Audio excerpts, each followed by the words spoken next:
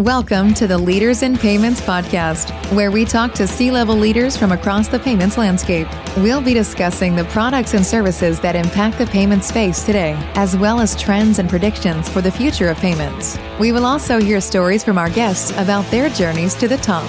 Hello, everyone, and welcome to the Leaders in Payments podcast. I'm your host, Greg Myers, and this episode is part of our Women Leaders in Payments Month, something we do every year in the month of July, and it's one of my favorite times of the year. This year's theme is redefining leadership, influence, impact, and innovation. So those are some of the things you're going to be hearing about during the month of July. So first, a special thank you to our sponsors. Our title sponsor is WorldPay. Our participating sponsors are VisiPay and PayRock. And our episode sponsors are The Clearinghouse, Ingenico, and PaySafe. So special thanks to those companies. Today, I'm honored to have as our special guest, Karen Shu, the Chief Financial Officer for North America at Ingenico. So Karen, thank you so much for being here and welcome to the show. Hi, Greg. Thank you for having me. All right, well, let's start with a little icebreaker. If you don't mind, a little fun question. If you could have dinner with any woman in history, past or present, who would it be and why? And what kind of restaurant would you go to? I would like to meet with Lisa Su, the CEO of AMD. She's an incredible woman leader. As an immigrant from Taiwan, she was able to stand out in a male-dominated industry and break the glass ceiling. She increased the valuation of AMD 100 times within 10 years since taking over. So that's really incredible. That shows the resilience, the courage, the tenacity she has. So I will be very interested to meet with her and probably take her to a dim sum place where she can try the authentic xiaolongbao. Who can say no to that? It's actually very difficult to find a xiaolongbao, truly authentic. I was in Paris last month and happened to find a Chinese restaurant offer that. And we end up going there 3 days in a row. So I guess you won't be taking her anywhere in Atlanta. I haven't found any place in the U.S. actually that can remind me of the xiaolongbao I had in my childhood. Only found that place in Paris. Okay, well then you guys can go to Paris. I'm sure she would be fine with that. Close to Ingenico's headquarters. Good. There you go. All right, well let's talk a little bit about your background and career. So if you don't mind, give us a quick snapshot of your background, maybe where you grew up, where you studied, and then kind of what led you into the world of payments. Sure. I was born and raised in Shanghai, China. Spent my childhood and teenager years living in the French Concession in Shanghai, surrounded by tree-lined streets, European-style architecture, and a unique atmosphere distinct from the rest of Shanghai. I had a curious mind when I was young and always wished I could explore the world when I grow up. So had my undergrad in Shanghai, majored in finance, worked in the buy side in the banking in my early days. And then luckily I got merit-based full scholarship for my MBA at Emory. So I told my parents it's going to be a free ride. I'm leaving to see the world. So that's how I came to the States in 2007 and started my adventure. After graduation, I joined in consulting, mainly with EY and Deloitte, worked on many strategy and operational projects with a focus on finance. So I was on the road for many years until I had a baby. I realized I could no longer travel extensively. So after my consulting career, I joined General Electric and later on Honeywell. Both are the leading industrial conglomerates when they were on the journey to transform from a traditional manufacturer to a technology company like the Tesla in the industrial world. So I was excited to work in this epicenter in the growth engine to scale the SaaS business and the industrial IoT business while selling the hardware and the services. So I was quite passionate during these roles and also at the same time growing my career from a regional CFO to global CFO for several key business sectors. And then after the pandemic, I learned a ton from GE and Honeywell. I like the operation rigor, the operating systems. These are really like the West Point for corporate finance. But at the same time, I also realized in these large companies, in the public companies, there's constraint, right? You have to wait for a long time to get certain approvals. And as a CFO, I always had to fight for the budget to fuel the growth of my business. Oftentimes, there's friction among the business divisions. So I think, what if I work for a smaller size company, maybe medium size, PE backed, and will I be able to make an impact more quickly? So that's how I started to step into the PE portfolio company. So was the group CFO for Opcom. That's a company used to be listed on NASDAQ, an industrial IoT company, and now with Ingenico in the payment industry and backed by Apollo. So that's how I came to my job today. Okay. And I would assume there's a lot of similarities between Ingenico being sort of a manufacturer and then sort of your past experience with GE and Honeywell and others. I would agree, Greg. I would say what's similar among these companies is they are all going through this journey to transform from a hardware-dominant business to a business model providing integrated solutions. So it's not only hardware, but also services and the software, both on-prem and the cloud. So I think I've been there, I've done that several times. Maybe that's something I can help Ingenico about. Okay, great. So another kind of little fun question. If you were asked to walk on stage at a conference and you had to have a hype song, what would your hype song be and why? I think my hype song gonna be Bon Jovi's It's My Life. It's such an inspirational song. I'm sure you've heard it many times. I feel the passion every time listening to it. It's about taking control of your own destiny and living life to the fullest. So make your own choices, take some risks, and be resilient. Don't be held back by fear or self-doubt. I think that's a very encouraging song. Sometimes I listen to it when I'm in downtime or feeling, there's not much energy inside me. Sure. No, I love it. I love that. So tell us a little bit about your role today at Ingenico and maybe what excites you the most about what you're working on. My current role is the CFO for North American region at Ingenico. I think what excites me is I can make an impact and create value in a relatively short period of time. And that probably can only happen in a PE portfolio company, not a public company where you have to report your earnings to Wall Street every quarter.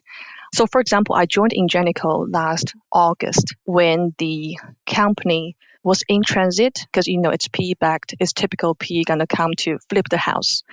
And the industry was also in transit. I'm sure you're familiar with that. This industry has plenty of disruptions and a fierce competition, especially in recent years. We see a lot of players from Asia being very competitive, especially in the emerging market. And also, companies like Stripe, Ardian, these companies 10 years ago were still startups, but now they are taking a large market share and being quite successful. So when I joined Ingenico, I think the company, at least my region, was missing numbers and struggling to achieve the business performance and outcome the board requested. So I joined and I quickly identified where are the problems, where I can put my fingers on, right? So cash is the oxygen. I was trying to improve the financial performance and the cash position immediately.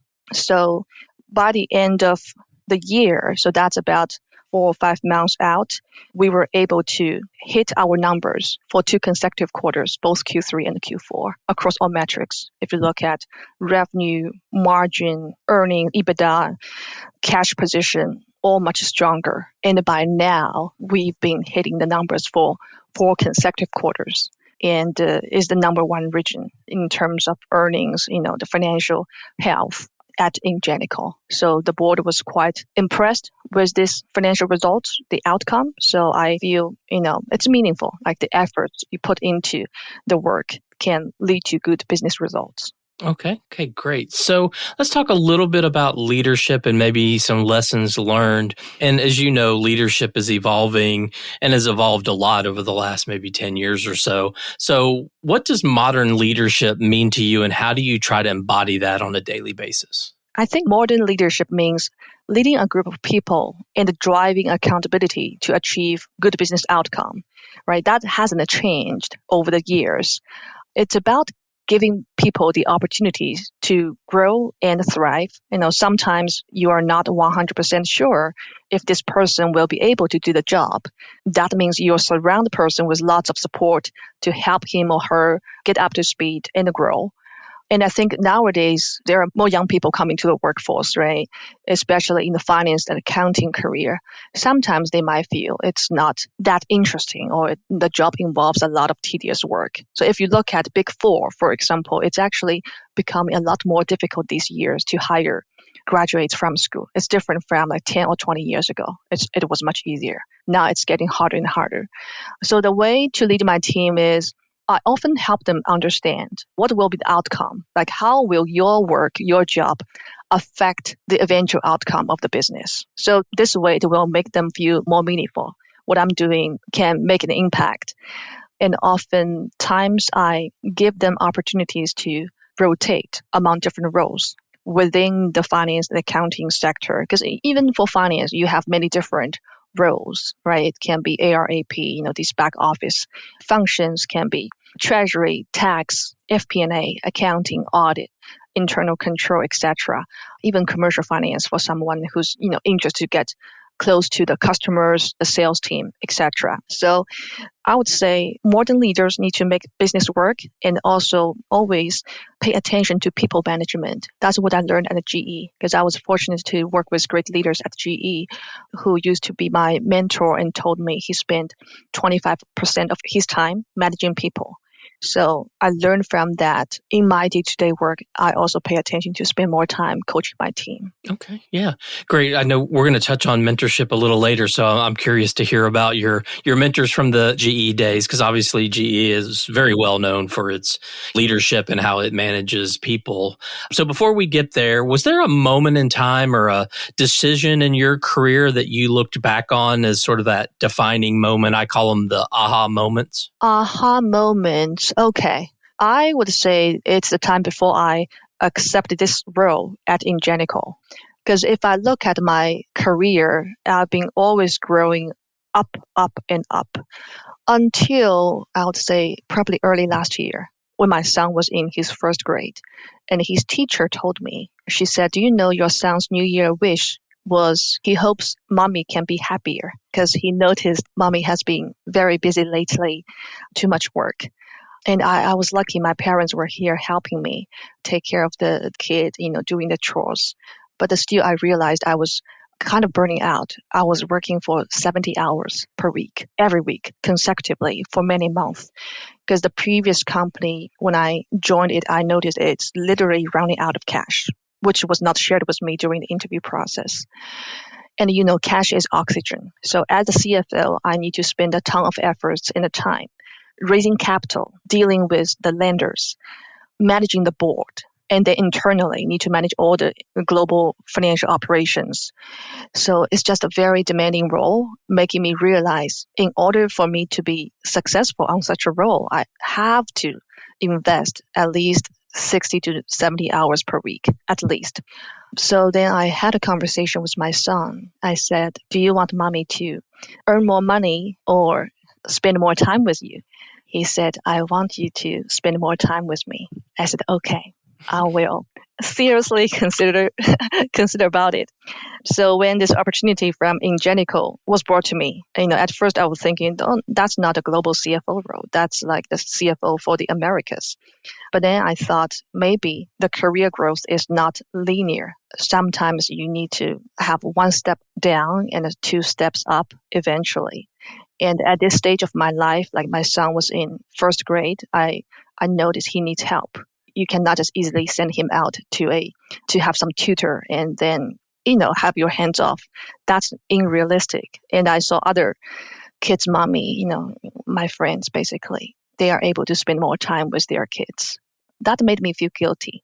So I would say that's an aha moment. I made a decision to have a concession in my career. Yeah, most of those defining moments, in these conversations I've had, they're usually not all business, right? Or they're not all career related. They're usually a combination of personal life and career because they're so intertwined that those defining moments are typically like the one you just described. Yeah. And thinking back, I had no regret because my expectation was very low, was not high. I was thinking, okay, what's going to happen to me, taking this job? It's kind of a different trajectory from what I had expected in the past. But it's good, Ingenico had a great culture. People here are genuine and friendly.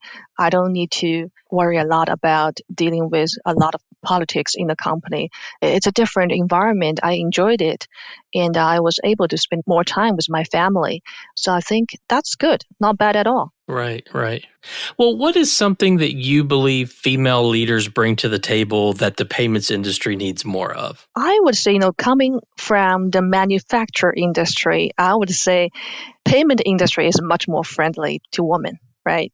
In my old world at like GE and Honeywell, these are really male-dominated industry. I still remember at Honeywell when we had the meeting with all the divisional CEOs and CFOs, with Darius, the CEO of Honeywell, and all the top leadership team. I would say there are less than 10% women. I would say probably roughly 5%. And I was the youngest one there. That's different environment versus in payment industry. I see a lot more females and women leaders. And I think women naturally are, more empathetic and collaborative, which is good for employee engagement and team building, right? And also oftentimes women will bring in diverse perspectives, and they are good for innovation and creativity in problem solving. So all these are great in the payment industry. And honestly, I think there's no dull moment in payment industry, fintech. You see, there are just plenty of moving pieces in this industry. You see these things coming every day, crypto payment, stable coin, etc. So I think there's a ton to learn. So there are plenty of potential for women leaders in this industry. Not to mention we have many girls these days. They have major in STEM, right? And AI is the future. I think today we are still talking about like SaaS, software as a business. Going forward, we're gonna see even above that layer, we have digital products as a service probably. So with a lot of AI, right, machine learning, these new business, I think women can play a great role. Okay. That's a great segue into the next section, which is about innovation and influence. So you mentioned it, the payment space is changing fast. It has been for many, many years. So how do you stay innovative as a leader? I would say in today's world, you can easily get access to information within the company or externally, right? Even within Ingenico, our marketing team did a great job sending us a lot of information about what's going on in the industry. Externally, you have these trade shows, these events like the Woman in Payment Industry you mentioned the other day, Greg. I think these are all great opportunities to stay in front of the industry to know what's going on. Also, in my day-to-day work, I found it super helpful by listening to the customers and even talking to our account managers. So for me, for example, I spend one day every week on the sales call. The entire day, like every Thursday is the day for we call the rev course. So we literally review every deal, every key account with our sales team.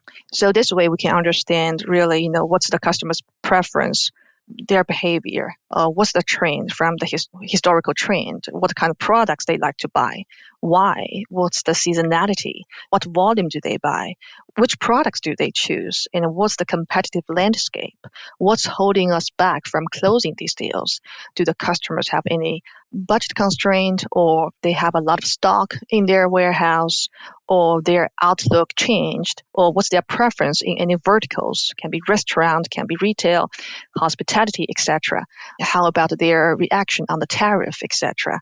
So I think by talking to the people who work on the front line, very close to the customers, is super helpful for me to understand what's going on in this industry. Okay. Well, what's one trend or change in the industry that you're watching closely right now? I watch a couple of things, right? Because I think there are so many interesting things going on these days. For example, the crypto payment and the stable coin, with the Genius Act just passed recently. I think crypto payments gonna catch a lot of attention going forward. It involves using digital currencies like Bitcoin or Ethereum as a medium of exchange of goods and services. They operate on blockchain technology. Stablecoin, for example, operates on Ethereum's infrastructure. So transactions using stablecoin are faster and cheaper, especially for international payments. So who knows? We might use credit cards less often to avoid paying 3% to Visa, right? So I think these are something interesting to look at. And since I spent many years in the IoT space, Internet of Things, so I've been always paying attention to the trend of like 6G and IoT. For example, if we look at the terminals we use to swipe our cards these days, right? The number one use case for the payment terminal we are using today is really to confirm a person's identity, okay?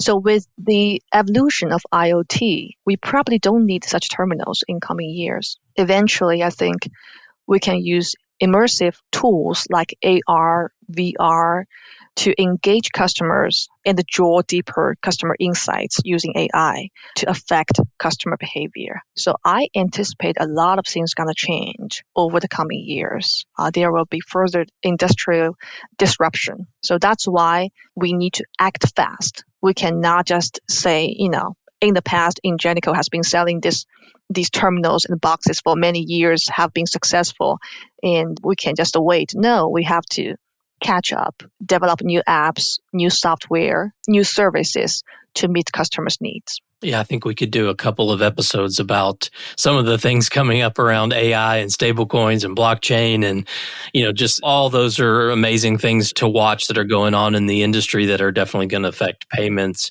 So one final question on this section. So how do you think that women leaders can influence the future direction of payments in fintech? I would say there are three things really critical for payments and fintech: trust, ease of use, and scalability, right? If a business can win all three of them, the business is going to be able to scale and win the market share. So I think those who stay close to the customers and listen to the voice of customers will be able to grasp the market and be the winners. So they say data is the new oil, right? So whoever who has the data and will be able to manage the data well and draw helpful insights will also set themselves apart. So I think women will have a lot of potential to influence the future direction of the payments and the fintech, right? Women, we are the consumers ourselves. We can tell. Women are the ones who literally go to the grocery store, right? Right. Do a lot of shopping, make the payments. Yeah. So I think women are sensitive about these changes, can often adopt new technology quickly.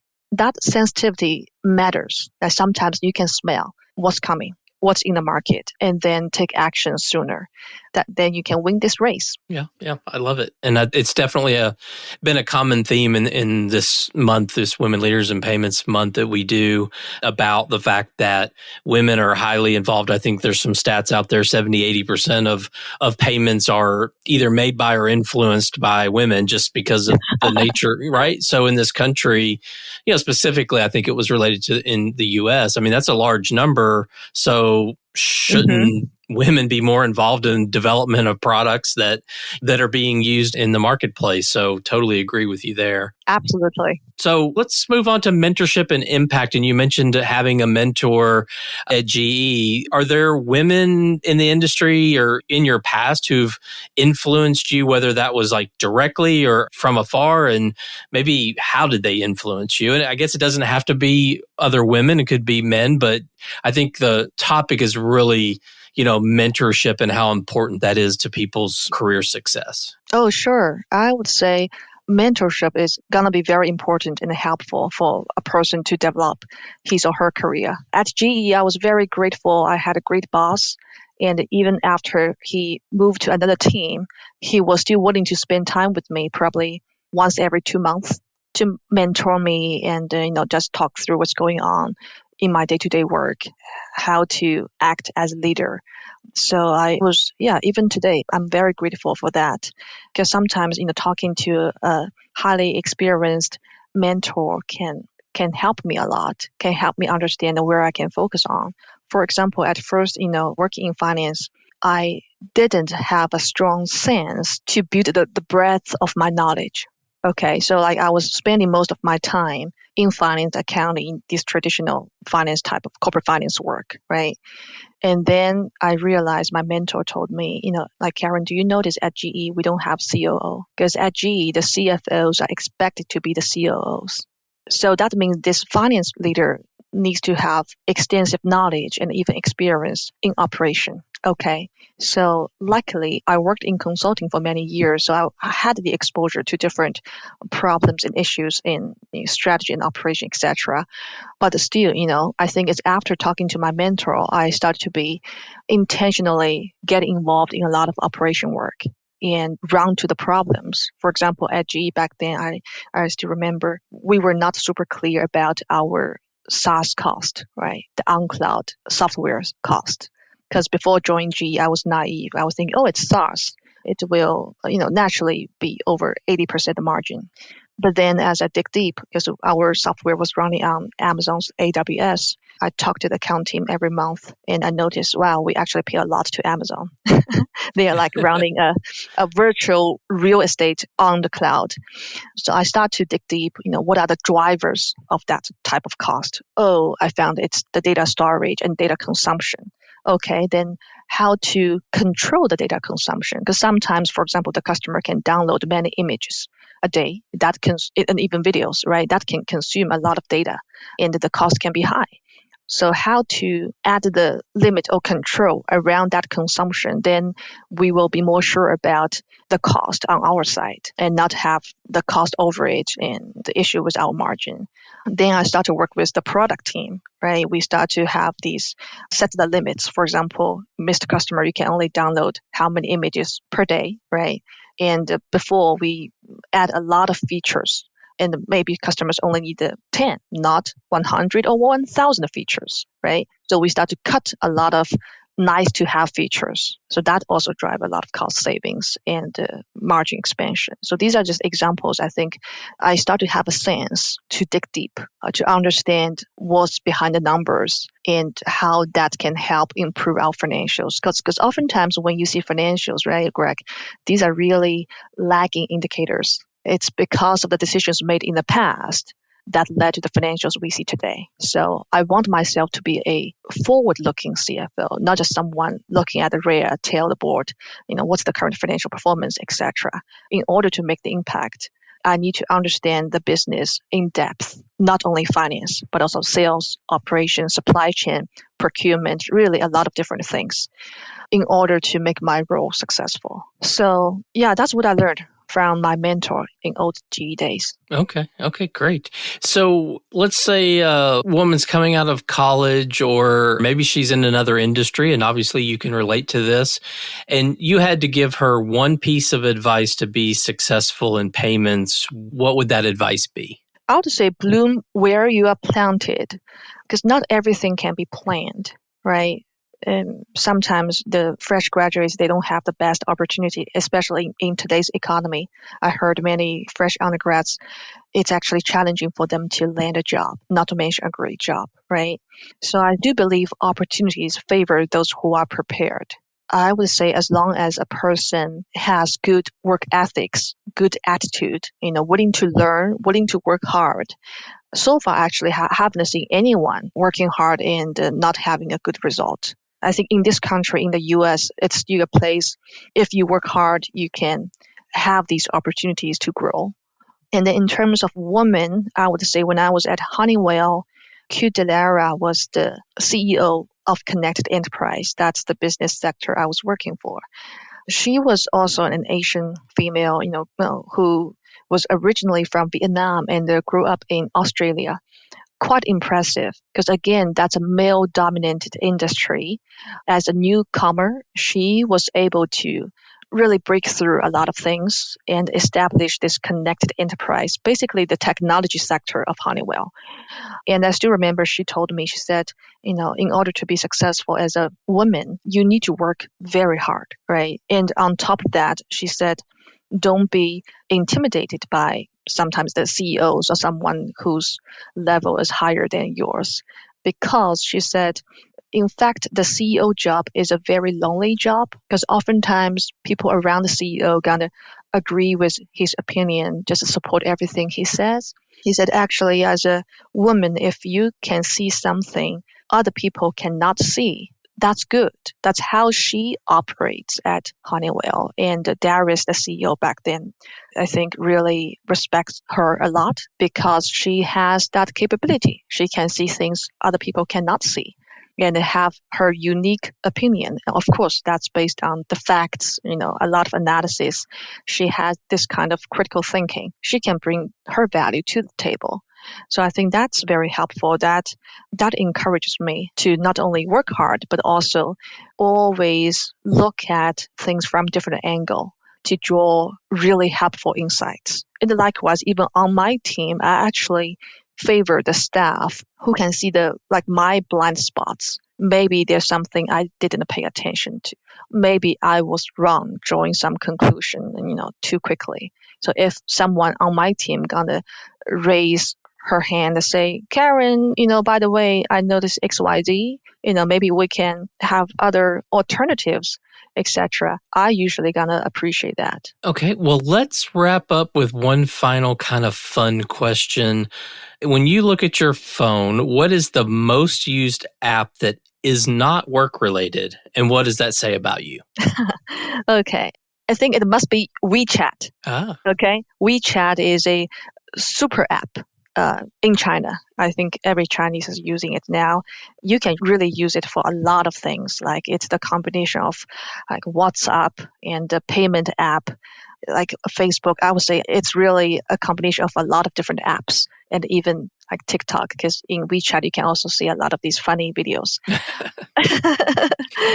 I think once Elon Musk went to China and he said he would like to develop a super app like WeChat in the US. I don't know if he's going to really do that, but that is an app I use every day. Okay, great. Well, Karen, this has been a great session. I really appreciate your time. Is there anything else, just going to kind of open up the floor, is there anything else that you'd like to add before we wrap up the show? No, thank you, Greg. I think it's really wonderful you have such a forum for women leaders to communicate with each other.